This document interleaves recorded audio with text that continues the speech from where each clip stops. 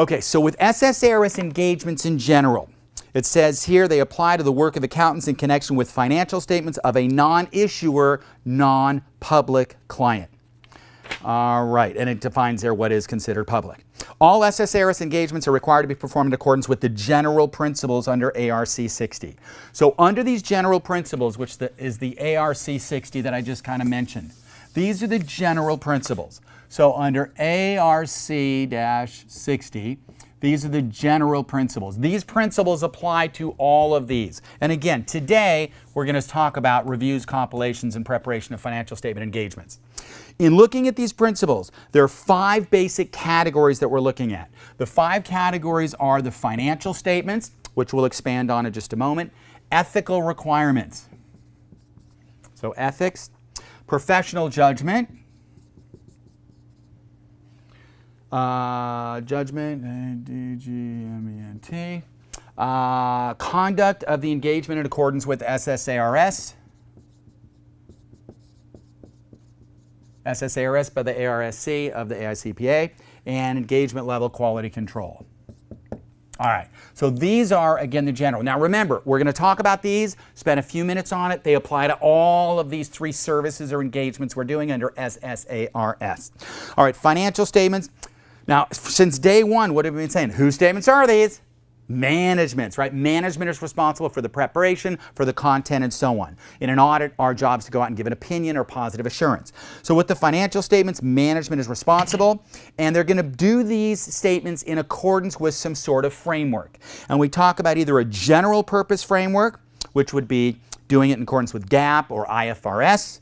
We also have what we call a special purpose framework, and a special purpose framework would be something like what we called OCBOA, other comprehensive basis of accounting, other than GAAP. So OCBOA could be a cash basis, a tax basis, contractual regulatory agency basis. So it's some sort of OCBOA. So what we're basically saying is the statements are management's responsibility, and they're either going to be basically in accordance with the general purpose framework or a special purpose framework. And that's how those statements are going to be set up. It says their management's required to, you'll see a couple of bullets, identify the applicable financial reporting framework. Whether it's the general purpose framework or special purpose, they have to identify the framework. Prepare and fairly present the statements in accordance with that framework, and adequately describe the framework in the financial statements. That's what, again, the general standards, the general principles are for financial statements. Ethical requirements. Now with ethics, we did talk about that earlier in professional responsibilities in an earlier section.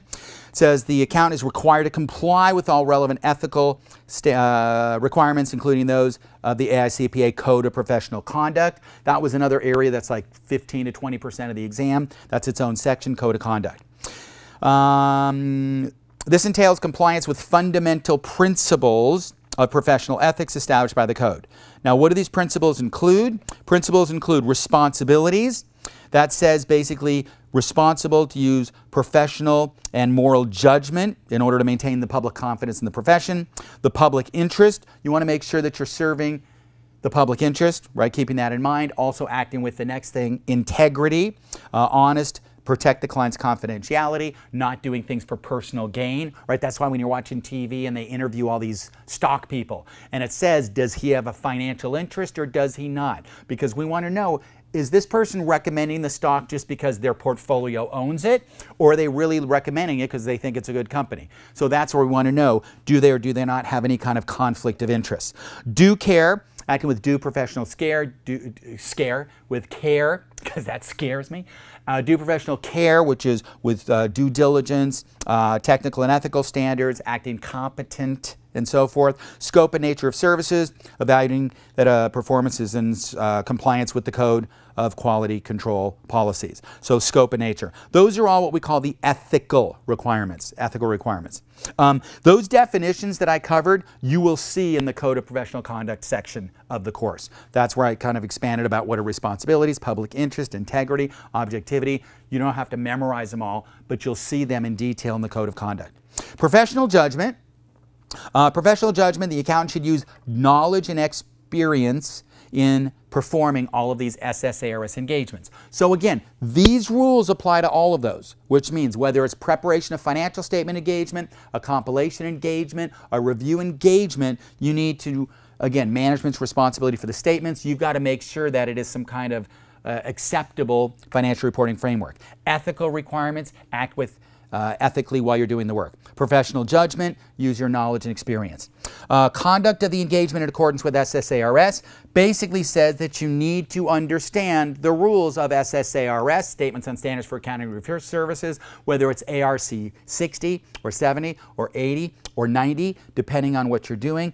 Also be familiar with when you need to add explanatory paragraphs or an emphasis of a matter or other matter paragraph, because that's dictated in SSARS.